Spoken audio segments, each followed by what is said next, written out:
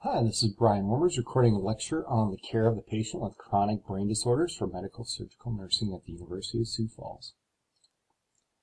Some of the learning objectives we're going to be talking about AD, Parkinson, and Huntington's, and so please be able to list some of the nursing priorities that you'll have for these patients with chronic brain disorders. Be able to think about the interdisciplinary plan you're going to have for these patients. Provide teaching for the patients and families about drug therapy. Look at some of the ways to reduce risk factors for those with Parkinson's disease or Alzheimer's disease, and then identify the needs for genetic counseling for patients with Huntington's.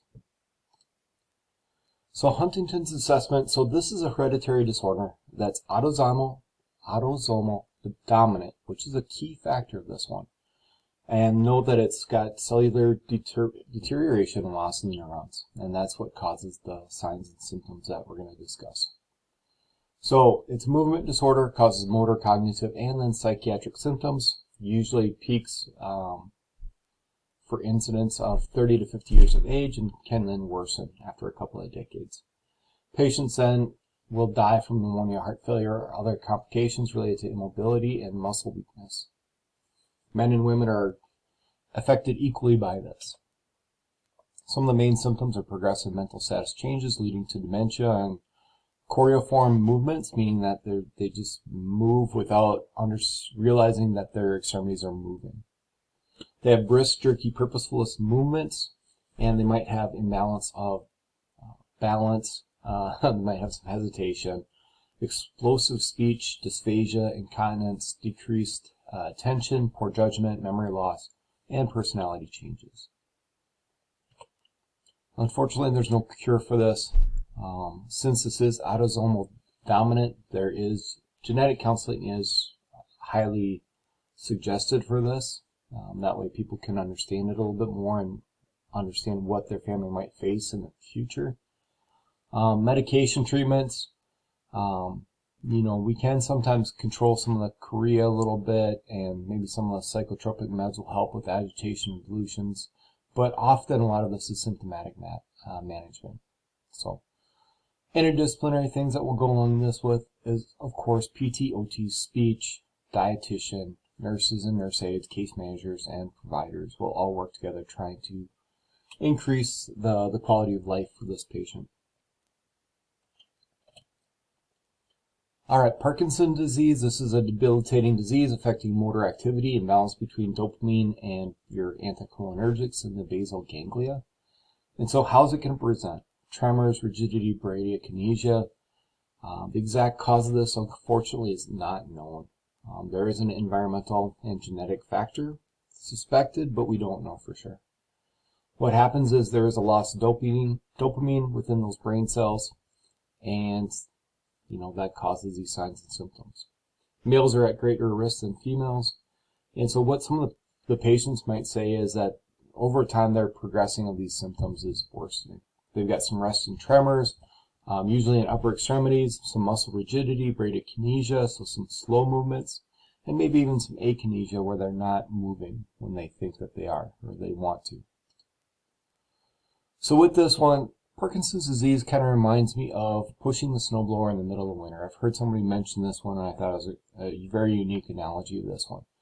But kind of a cold face, stoop posture, slow shuffling gait, maybe a little tremor, hips and knees are slightly flexed. And so you can see all these signs and symptoms that you're going to have. Pill rolling with their fingers and their thumb, difficulty in swallowing, dysarthria, hypostatic or orthostatic hypotension, and then it might be an emotional lability that goes along with this. Of course, with all these things, there is a risk for injury.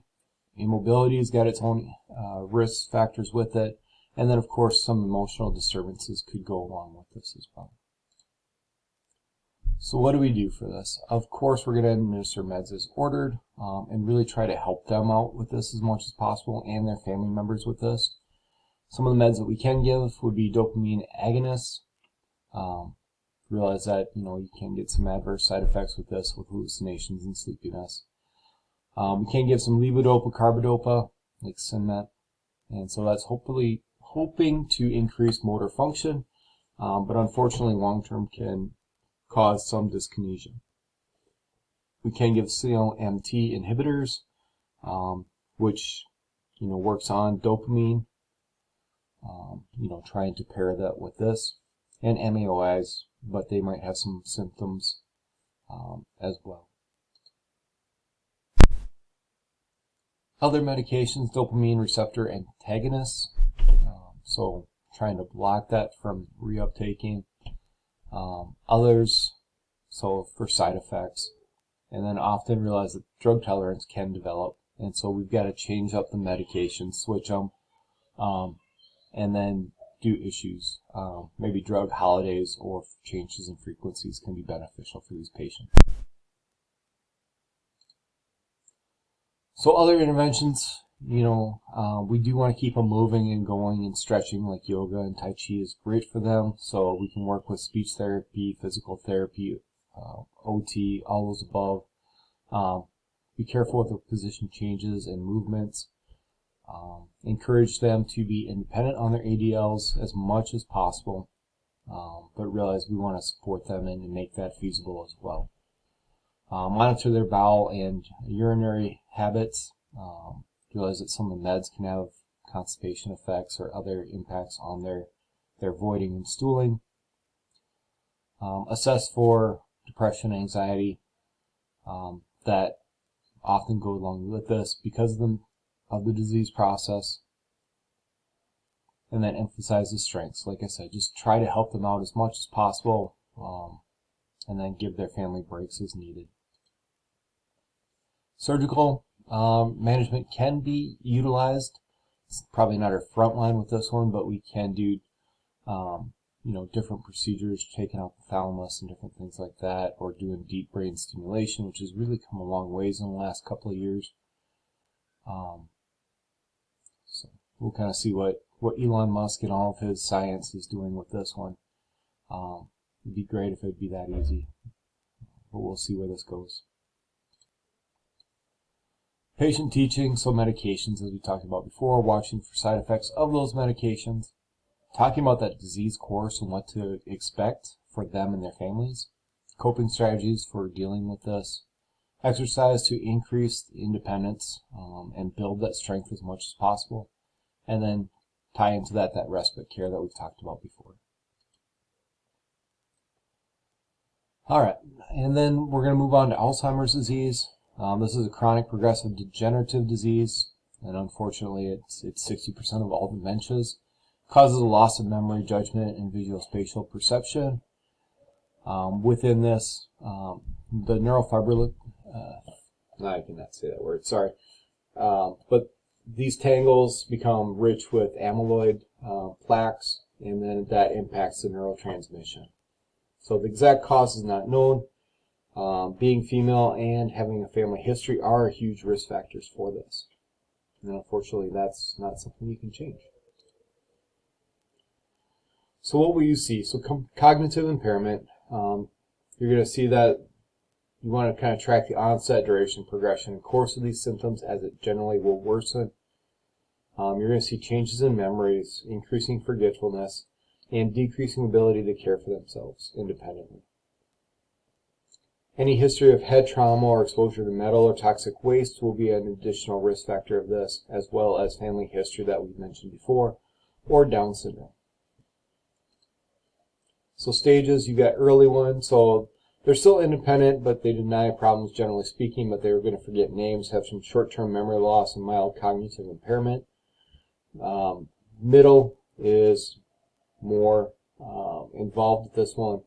So difficulty in handling money, disoriented, getting lost, speech, language deficits, incontinent, wandering.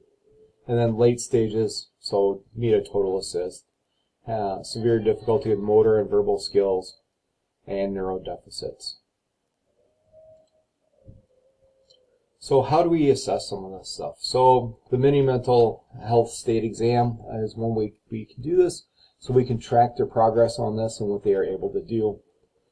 We also want to watch for aggressiveness, rapid mood swings, sundowning, hallucinations, and depression. So sundowning is when kind of like what it sounds like. So when the sun goes down, they get more and more confused. Now, we don't exactly know why that happens, but there is a correlation with it.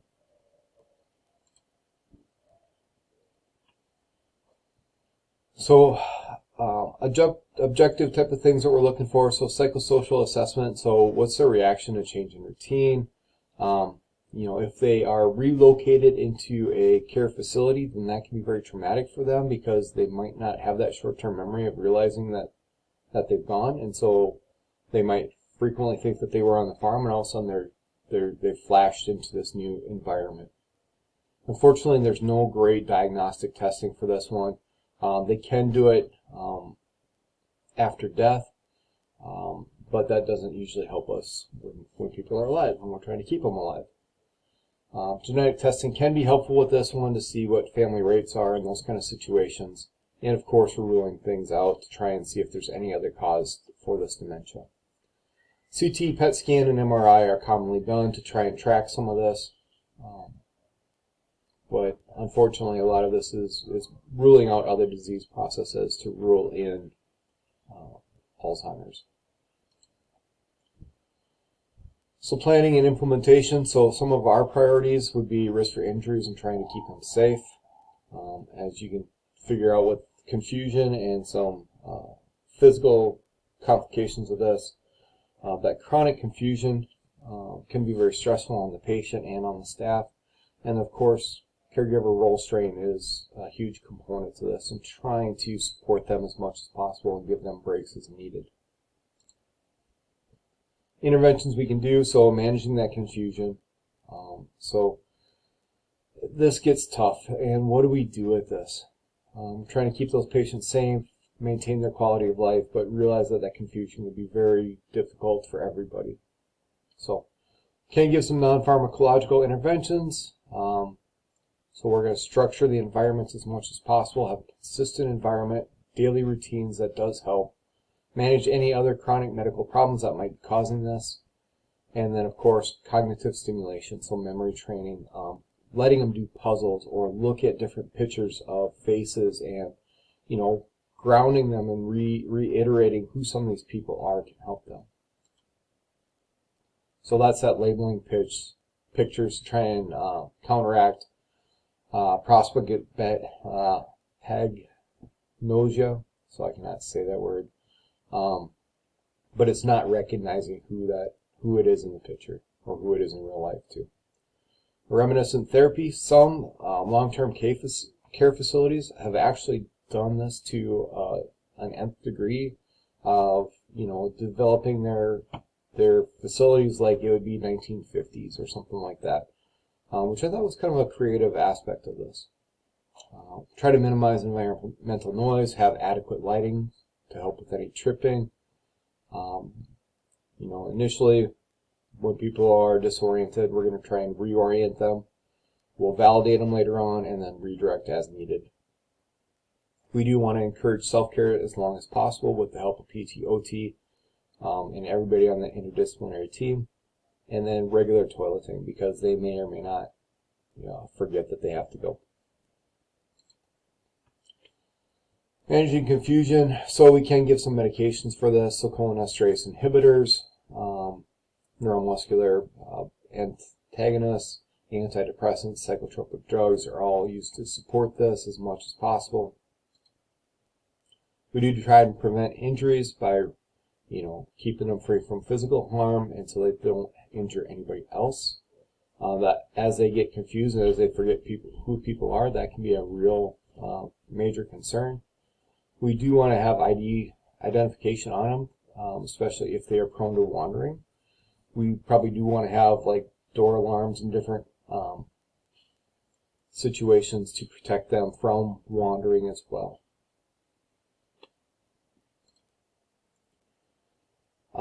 Try and structure activities, redirection, remove any dangerous objects that they'd hurt themselves on. If they happen to have a seizure, maybe teaching that family how to respond to a seizure. Any education we can do to discuss what may happen or the future path, that always is beneficial for the care of this patient. Calm, soft voice, often and checking on that patient is an important aspect of this. And then we can give like Ativan or risperidone, but those can both cause confusion as well, just like Haldol can. So it's not a common medications because there's side effects that can make it worse. We said this numerous times with all these disease processes, and that caregiver role strain is a major concern for this. So oftentimes they need 24-hour supervision, and so respite care is something that can help out greatly with that one. Referring patients on to good associations and groups can help them out and support them through their journey with this. So, make those recommendations and provide information to the family members as well. Home care management, so it is progressive, unfortunately. Care becomes increasingly more and more complex, and so the family needs to be aware of that as well. Many times, the people that are doing the main caregivers are supported by people that aren't always there and always witnessing this, and so those other supportive family members might be a little surprised, like after not seeing them for a couple of months, about the progression of this.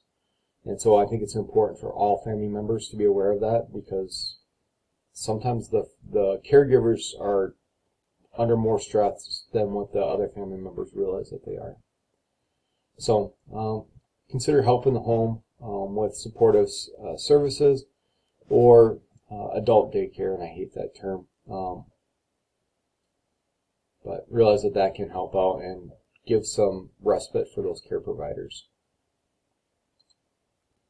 Self-management, so most people want to stay in the home until late in the disease process as much as possible. So case management for this is important. What are we going to do? What are our plans? How can we help support them? How are we going to assist with bathing, dressing, those type of situations? Planning for diet, exercise, teaching about medications, all these different types of situations. And then when it gets too dangerous for them to be at home for their caregivers or for them or all the above, then we have to start talking about Alzheimer's units. So that concludes this lecture on Alzheimer's disease, Parkinson's disease, and Huntington's disease. If you have any questions, feel free to reach out to me.